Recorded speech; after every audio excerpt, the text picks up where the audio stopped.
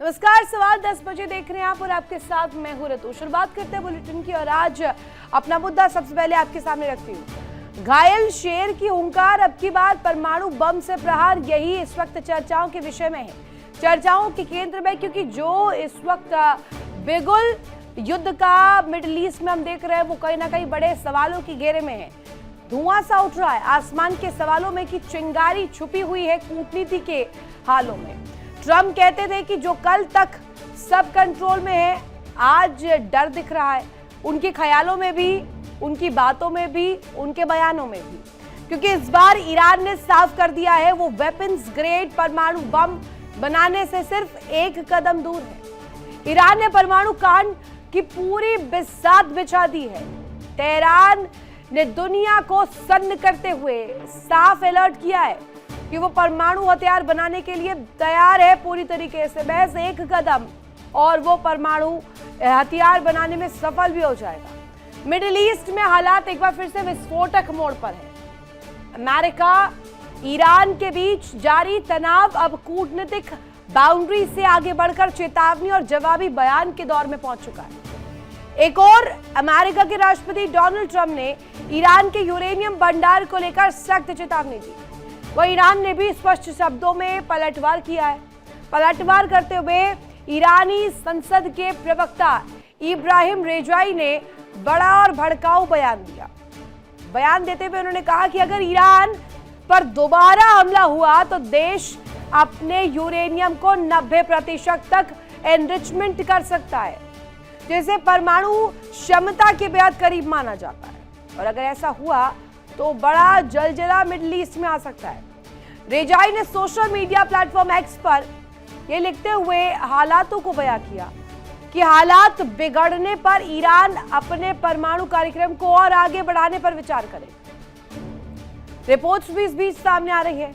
Reports में कई दावे किए जा रहे हैं। रिपोर्ट्स के मुताबिक ईरान के पास लगभग 400 किलोग्राम 60% संवर्धित यूरेनियम मौजूद है, जिसे लेकर अंतर्राष्ट्रीय एजेंसियों की चिंता लगातार बढ़ रही है। दूसरी तरफ अमेरिका का दावा कि पिछले सैन्य हमलों में ईरान के कई परमाणु ठिकानों को भारी नुकसान पहुंचा, लेकिन खुफिया रिपोर्ट्स ये मानती हैं कि जब तक हाईली एनरिच्ड यूरेनियम खत्म नहीं होता, खतरा पूरी तरह टला नहीं है। ईरान की संसद के स्पीकर मोहम्मद बाकर कालिबफ ने चेतावनी दी है कि भरे लहजे में कहा कि देश अपनी सुरक्षा और परमाणु अधिकारों को लेकर किसी भी समझौते के मूड में इस वक्त नहीं है। साफ संकेत दिया कि अगर दबाव बढ़ा तो ईरान जवाब देने से पीछे नहीं हटेगा।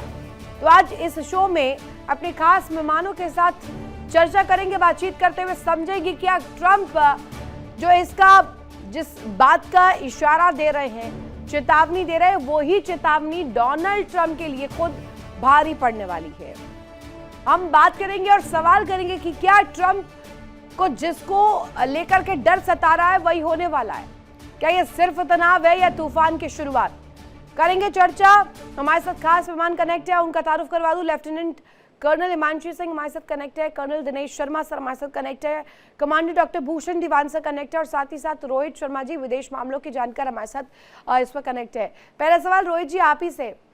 ईरान की खुली चेतावनी ये कहा है कि अभी 60% यूरेनियम एनरिच्ड हमारे पास है, लेकिन अगर दबाव बनाया, किसी भी प्रकार से प्रेशर क्रिएट किया या दोबारा हमला हुआ, इस स्टांस में हमें परमाणु तस्वीर को और ज्यादा दुरुस्त करने से कोई रोक नहीं सकता, यूरेनियम एनरिच करने से कोई रोक नहीं सकता, और हम उनके इस्तेमाल से भी कतराएंगे नहीं।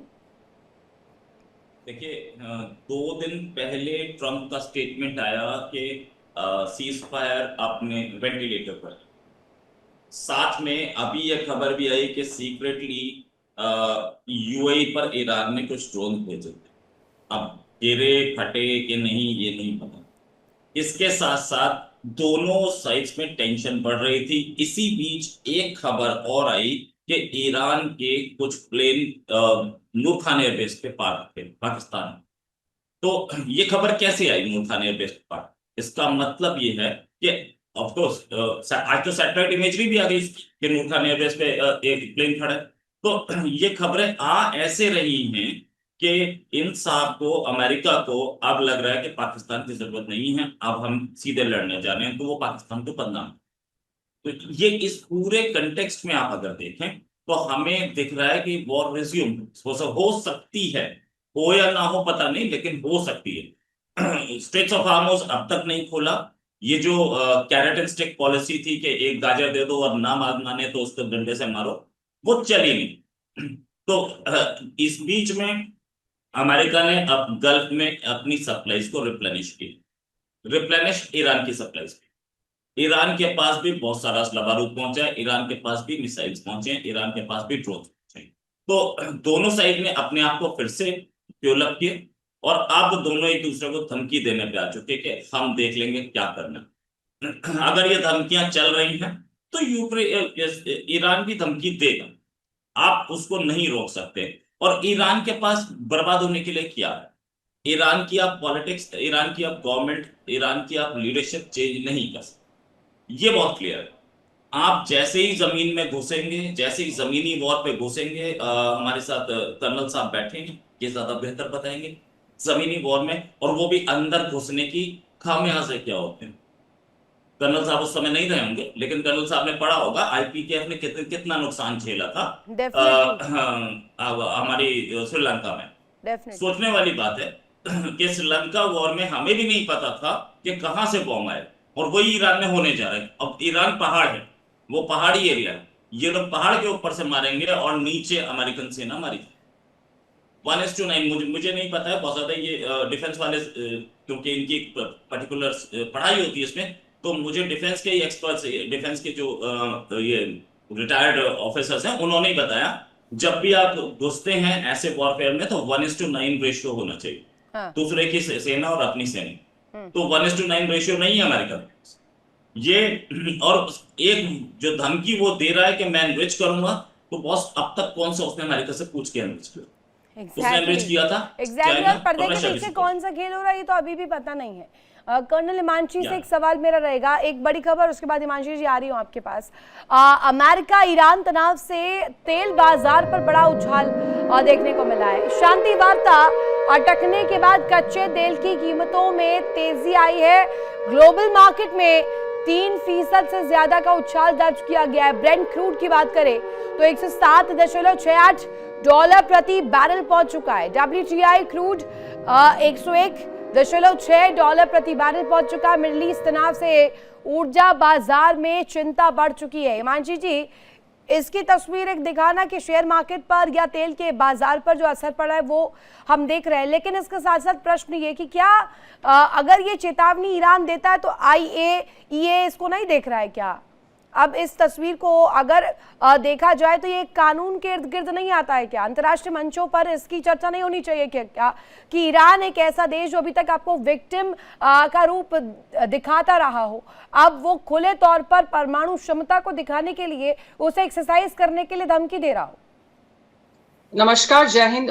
ऋतु, अक्टूबर 5 को पिछले साल सेमनान में कुछ भूकंप आए थे, और सेमनान जो है वो ईरान का ऐसा इलाका है जो भूकंप प्रोन नहीं है, और तब भी इस बात की बड़ी चर्चा हुई थी कि शायद ईरान ने अपना परीक्षण कर लिया है, लेकिन ये एक अपुष्ट खबर थी, लेकिन ये चर्चा डेफिनेटली रही है। देखिए, 60% तक अगर यूरेनियम का संवर्धन जो 235 यूरेनियम होता है वो कर लिया गया है, तो वो आपको दवाइयां बनाने के लिए या किसी और इलेक्ट्रिसिटी बनाने के लिए नहीं चाहिए।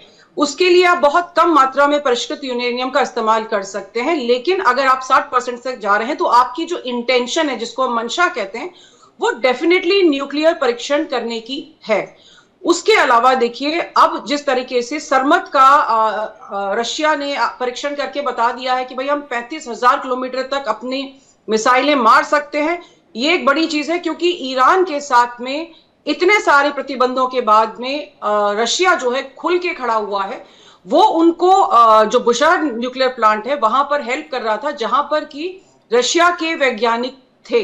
और अब जब मिडिल ईस्ट में USS अलास्का भेजा गया है, जो कि परमाणु पनडुब्बी है, which is a proper carrier group जिसमें स्ट्राइक और सारे वो चलते हैं, तो ये भी देखिए, अमेरिका अगर यहाँ इतने आगे तक आ रहा है तो ये कहीं ना कहीं दिखाता है कि जब ईरान इस तरह की धमकी दे रहा है कि हम परिष्कृत कर लेंगे, तो देखिए आप धमकी तभी देते हैं जब आपके पास कुछ हो, और ये धमकी हल्के में लेने वाली बात नहीं है। अगर ईरान के पास ये कैपेबिलिटी है तो वो एक हफ्ते में इसको परिष्कृत करके कम से कम 3 न्यूक्लियर बॉम्ब तो बना सकता और है। अगर ये बन जाता है, और ये जो तस्वीर दिखाने की कोशिश है कि अगर दबाव बनाया गया किसी कीमत पर, शर्तों को मनवाने के लिए प्रेशर क्रिएट किया गया, तो उस पावर को एक्सरसाइज करने से भी अछूता ईरान नहीं रहेगा। गालिबाफ के स्टेटमेंट से अमूमन ये बात निकलकर भी सामने आती है और जो क्लियर भी होती है वो आती है समझ। दिनेश जी, इस पर आप एक प्रतिक्रिया दीजिएगा। खुली चेतावनी, परमाणु जवाब तय है, या अगर आप प्रेशर बनाइए या आप दोबारा से वॉर को एस्केलेट करिए, आप अगर हमले करते हैं तो ईरान चुप नहीं बैठेगा। और अभी तो क्लियर जो शक अमेरिका को था कि आपके पास न्यूक्लियर वेपन्स हो सकते हैं, आपने प्रोग्राम को आगे बढ़ा दिया है, ये तो हूबहू तस्वीर छाप दी आपने। देखिए मैडम, इस धमकी को आप जो है हल्के में नहीं ले सकते हैं।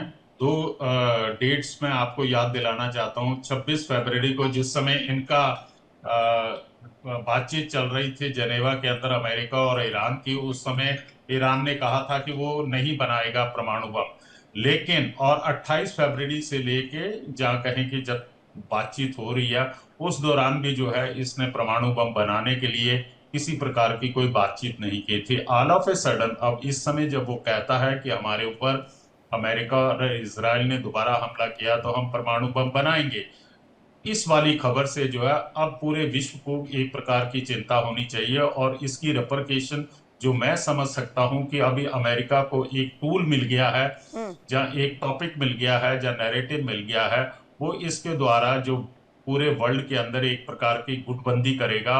और जो मित्र देश हैं जो अभी तक उसकी मदद करने से कतरा रहे हैं, मुझे लगता है कि वो भी अपनी सुरक्षा को मद्देनजर रखते हुए अमेरिका के पीछे लामबंद होंगे। इसका मतलब दूसरा ये निकलता है कि ईरान के अंदर इतनी हिम्मत या इतनी उसके पास जो है योग्यता है कि वो परमाणु बम बना सकता है। और उसका परमाणु बम बनाने का एक मंशा ये है कि जो कि उसने भूतकाल के अंदर भी अपनी मंशा क्लियर की है कि जिस दिन मैं परमाणु बम बना लूंगा उस दिन मैं इजराइल को इस दुनिया के मैप से खत्म कर दूंगा।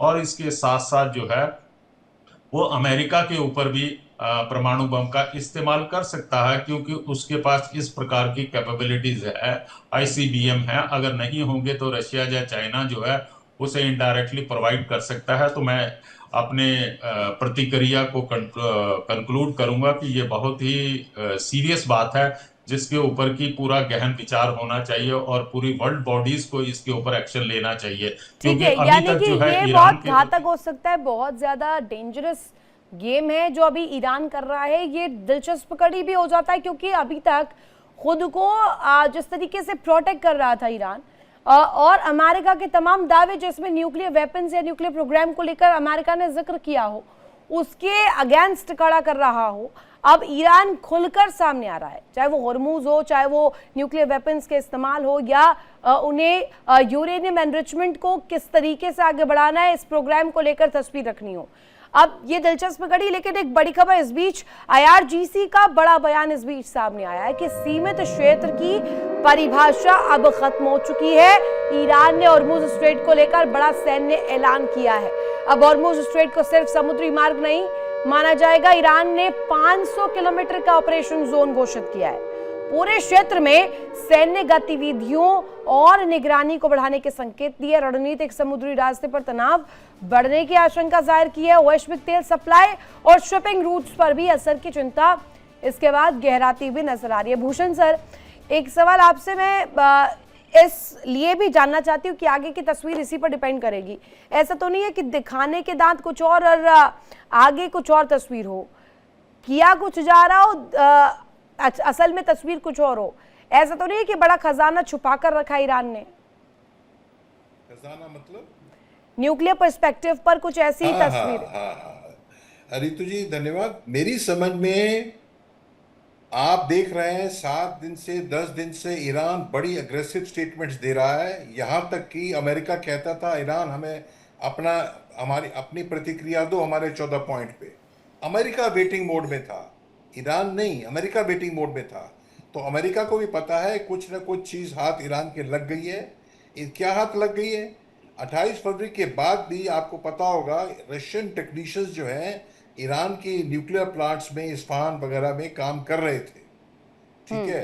तो वो वहाँ हटे, वहाँ कब हटे हैं नहीं हटे, और उसके ऊपर से नॉर्थ कोरिया के भी आ सकते हैं, आ चुके होंगे। और तीसरी बात, जो 3 दिन पहले 6-7 मई को जो डीगॉल आया है फ्रांस का, न्यूक्लियर एयरक्राफ्ट कैरियर आया है स्वेज कनाल से और इस थिएटर में आ चुका है अब तक, तो उसमें भी ये मतलब साफ जाहिर है उन देशों को, यूरोप को ये साफ जाहिर है कि ईरान के हाथ में कुछ बड़ी चीज़ लगी हुई है, इसलिए ईरान अग्रेसिव है, ईरान कुछ ना कुछ कर बैठेगा। और इसके चलते एक और ब्रिटिश के प्राइम मिनिस्टर भी इसको, ब्रिटेन के प्राइम मिनिस्टर भी इसको आगे बढ़ चढ़ के इसमें हिस्सा लेने को तैयार है। जो आज तक, क्योंकि ट्रम्प कहते थे पेपर टाइगर हो तुम लोग, ये है वो है, वो पीछे पीछे रुक के बैठे हुए थे, वो आगे आ रहे हैं। तो ये चीज़ बड़ी चीज़ बढ़ने की तरफ जा रही है। पर मैं ये कहना चाहता हूँ, इसलिए ईरान खाली फोके फायर जिसे कहते हैं हवाई फायर नहीं कर रहा है, उनके पास कुछ ना कुछ है। और नॉर्थ कोरिया के सपोर्ट से भी ये काम फटाफट ये लोग कर सकते हैं। दूसरी बात, मैं ये मानने को कतई तैयार नहीं हूँ, मैं ये मानने को कतई तैयार नहीं हूँ कि क्योंकि ईरान के पास न्यूक्लियर वेपन आ जाएगा, क्योंकि ईरान ने कहा मैं मेरे पास न्यूक्लियर वेपन आया तो मैं इजराइल को दुनिया से ख़त्म कर दूंगा, तो ये बातों में कहने में ये जो है ये हवाई फायर है। नॉर्थ कोरिया के पास कई सालों से, दशकों से न्यूक्लियर मिसाइल्स हैं, वो प्रोलिफरेशन तो कर सकते हैं, दूसरे देशों को दे सकते हैं, पर वो ये काम करें, ये करना होता तो ये एविडेंस कुछ नहीं दिखाता इस चीज़ की, इस टाइप की बात। कोरिया ने क्या किया है, पाकिस्तान ने क्या किया है, वो अमेरिका जो आज तक एक ही देश है दुनिया में जिसने ये न्यूक्लियर वेपन यूज किए हैं, वो भी एशियन कंट्री के अगेंस्ट। खैर, तो ये ईरान ऐसा कर देगा मैं नहीं मानता हूँ, बल्कि उससे क्या होगा। एक सवाल इस पर रोहित सर से। रोहित सर, इसमें छोटा सी मेरे प्लीज कंप्लीट कीजिए। हाँ, उसमें क्या है, न्यूक्लियर का जब न्यूक्लियर वेपन जब होते हैं, देखिए इसराइल के पास भी हैं, जितनी तबाही इसराइल ने गाजा में मचाई पैलेस्टीनियंस की, तो करने को तो वो भी कर सकता है। पर क्या होता है जब न्यूक्लियर डिटरेंस होता है, उसका टेक्निकल वर्ड है MAD, म्यूचुअली अश्योर्ड डिस्ट्रक्शन, उसके चलते लड़ाई बल्कि रुक जाती है डिटरेंस के तौर पे। ये कर देगा तो ईरान अगर करेगा न्यूक्लियर वेपन पाने के बाद इसराइल को खत्म, तो इसराइल भी कर देगा, सेकंड स्ट्राइक कैपेबिलिटी भी होती है। इसलिए डिटरेंस यही होता है कि एक दूसरे से डर के रहते हैं और लड़ाई बढ़ती नहीं। और नहीं तो क्या होता है, स्ट्रांग आदमी, स्ट्रांग कंट्री छोटी कंट्री को दबाना चाहती है, जो अभी अमेरिका आके कर रही है। ऋतु जी, एक सवाल यहाँ पर रोहित सर से। रोहित सर, ऐसा तो नहीं कि बीजिंग जा रहे डोनाल्ड ट्रम्प मुलाकात के लिए, इस वजह से भी ईरान को ये स्टेटमेंट देनी पड़ गई हो आनन फानन में, ताकि एटलीस्ट ये पोर्ट्रे ना हो दुनिया में कि ईरान कहीं से बैकफुट पर है या कोई दबाव झेलेगा आगे? बीजिंग जा तो रहे हैं, लेकिन बीजिंग जाने से पहले जो इंडिकेशन चाइना की तरफ से आई हैं बहुत अच्छी नहीं है। इसका मतलब ये है कि चाइना बीजिंग की विजिट कोई फ्रूटफुल नहीं होने वाली है। अगर हो गई तो बहुत हल्के कुछ टैक्सेस कम हो गए, कुछ टैरिफ्स कम हो गए, इन पे हो सकती है। ईरान के इशू पे कहीं पे भी चाइना कॉम्प्रोमाइज करेगा, इम्पॉसिबल। जब अनटिल एंडलेस चाइना को एक बहुत बड़ा बेनिफिट मिलता है, सीधे बोल देंगे यार साउथ चाइना से तेरा, तब तक नहीं मिलेगा, तब तक कुछ नहीं होगा। द रीजन बीइंग कि चाइना भी एनर्जी एफिशिएंट कंट्री है जैसे हम हैं। अच्छा, हम अमेरिका और चाइना तीन लार्जेस्ट कंज्यूमर ऑफ एनर्जी। हम लोगों के पास तेल कम है तो चाइना के पास भी कम है, चाइना को भी तेल चाहिए। और चाइना का तेल, अगर आप स्ट्रेट्स ऑफ हार्मोज बंद रखेंगे तो China will be starved of oil. और चाइना का ऑयल अभी तो आ जाएगा, चलो ठीक है, मान लिया कि अभी तो नेविगेबल रूट्स हैं, सब कुछ सही है, सर्दी होने दीजिए, रशिया का तेल भी निकलना कम हो जाता है, ब्लडी मोस्टफ रीजन से निकल पाता है। तो एक प्रॉब्लम ये भी आती है, तो इतना आसान नहीं है। दूसरा, आपने वेनेजुएला तोड़ दिया, वेनेजुएला में मदुरो को उठा लिया, सब कुछ चेंज कर दिया, तो एक और कंट्री हाथ से निकला चाइना के, जो कि एक तो उसका खास कंट्री था, वहां पे रूलिंग एलिट उसकी थी, उसके उसके उसके जोन में आता था। अब तो जोन बना रहे हैं ना सबके साथ। इंडिया भी ग्लोबल साउथ क्या है, वो जोन बन रहा है। तो अमेरिका के अपने जोन हैं, तो उसके जोन से आपने बाहर निकाल के अपने जोन में लाए। दूसरा, ऑयल प्रोड्यूसिंग कंट्री था, सस्ता तेल दे रहा था चाइना को, वो भी आपने खत्म कर दिया। ईरान को भी खत्म कर दिया। फिर कहां से तेल मिलेगा उसे?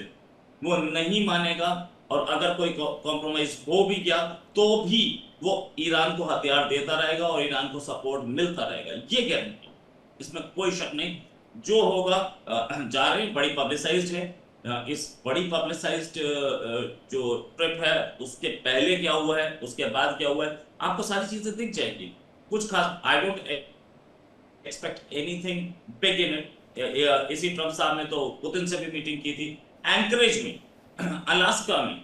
मतलब कहीं और भी मीटिंग हो सकती थी ना, अलास्का में ही क्यों करनी थी आपने?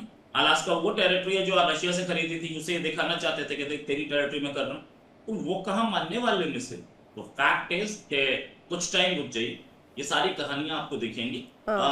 Nothing doing, Iran will stay strong. Definitely. अब मतलब आप कह रहे हैं कि वक्त का इंतजार करना होगा, बेशक से मोहरा बनकर या पिट्ठू बनकर अभी एक्ट किया जा रहा हो, लेकिन अगर आने वाले बड़े तस्वीर को ये दिखा रहा है तो निश्चित तौर पर इस पर एक्सपर्ट्स की राय भी आएगी और रिपोर्ट्स भी आएंगी और बड़े दावे भी आएंगे।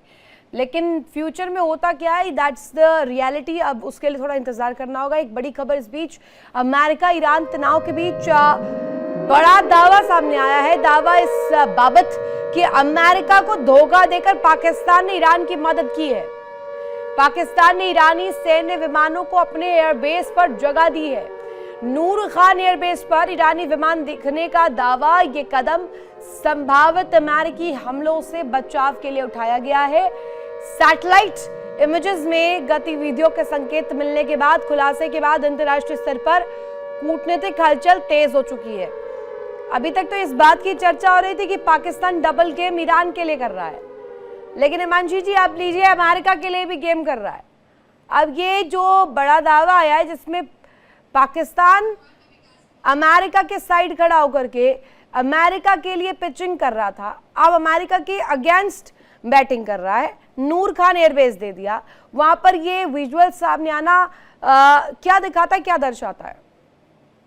देखिए ऋतु, पहले तो मैं वो बात कंप्लीट करती हूँ जो रोहित जी ने कही थी। रोहित जी बिल्कुल ठीक कह रहे थे कि जब IPKF में हमारे यहाँ से ऑपरेशन पवन हुआ था, और उसमें मैं इसलिए जानती हूँ कि मेरे चाचा उसमें लड़े थे, तो ये बिल्कुल ठीक है। जब आप इस तरह की फोर्सेस के अगेंस्ट लड़ रहे होते हैं तो आपके लिए बहुत मुश्किल होता है उस जमीन पे रह के ऑपरेट कर पाना। जैसे हिजबुल्ला लगातार IDF के लोगों को मार रहा है, उनका जो FPV जो ड्रोन्स है जिस तरीके से वो हमले कर रहे हैं, तो इट इज नॉट पॉसिबल कि अमेरिका वहां अपने फुट सोल्जर्स को वहां उतारे और वो वहां पर सस्टेन कर पाए। ये बिल्कुल सही बात है।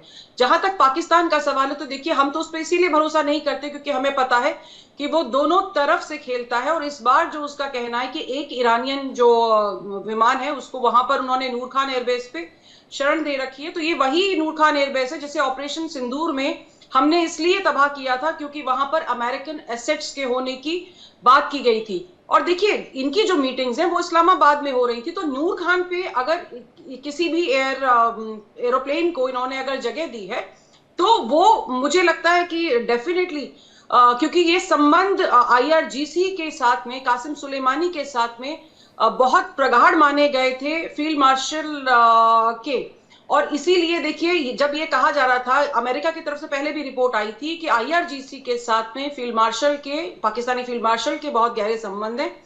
वो इसीलिए आई थी क्योंकि वो ये जानते हैं कि पाकिस्तान भले ही अमेरिका की तरफ से पैसा ले, क्योंकि उसको IMF के बेल आउट पैकेजेस के लिए अमेरिका की जरूरत होती है, लेकिन अब पाकिस्तान जिस तरह के समझौतों में रशिया के साथ घुस रहा है, और रशिया क्योंकि ईरान को बहुत सपोर्ट करता है, तो वो दोनों तरफ से खेलना चाहता है। पाकिस्तान इज अ कंट्री जो बैंकरप्ट है। नहीं तो फिर इसका ऐसा तो नहीं है कि अमेरिका देख नहीं रहा होगा, अमेरिका को ये समझ नहीं आ रहा होगा।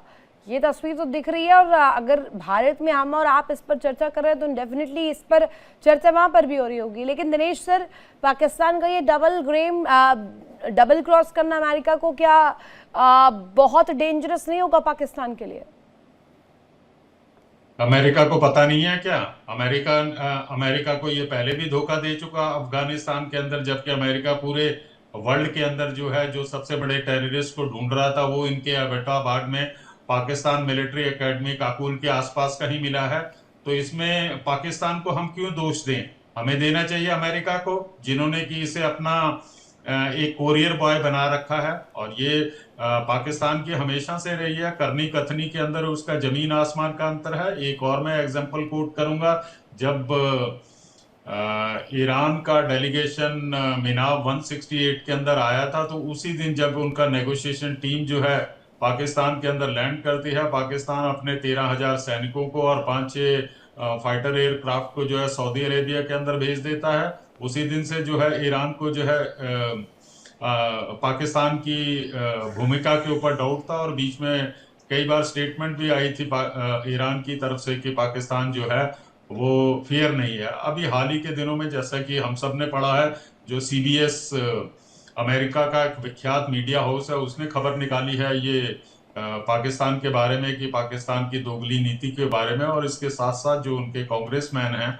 उन्होंने भी कहा है कि अब पाकिस्तान की नहीं, अभी तक तो सिर्फ ये कहा जा रहा था कि ईरान के अगेंस्ट में सऊदी में अपने विमानों को भेजा है, अपने जवानों को डिप्लॉय किया, लेकिन अब तो ईरान के फेवर में पाकिस्तान में नूर खान एयरबेस पर अगर जगह दी जा रही है, तो this is a very critical condition. अगर आप रूस को भी ऐड ऑन करना चाह रहे हैं, अमेरिका को 1-on-1 इसमें पूरी तस्वीर दिखाना चाहते हैं, ये आप एक तरह से जियोपॉलिटिकल वर्ल्ड में पूरा एक नेटवर्क ऐसा बना रहे जिसमें आप अपने आप को एक ऐसी स्थिति पर पहुंचाना चाहते हैं जब पाकिस्तान सबके लिए अप्रोचेबल हो और बहुत इजी कहा जाए तो साधन बन सके, चाहे पीस मेकिंग का रास्ता हो, खुद के लिए एक ऐसी तस्वीर दिखा सके दुनिया में कि दुनिया भर में अगर आतंक के नाम पर उसे पूछा जाता है या सवाल किया जाता है, वो तमाम चीजें गलत है, वो तमाम अटकलें हैं। आप सभी कनेक्ट हुए, इसके लिए बहुत शुक्रिया, कीमती वक्त भी दिया, कीमती प्रतिक्रिया दी।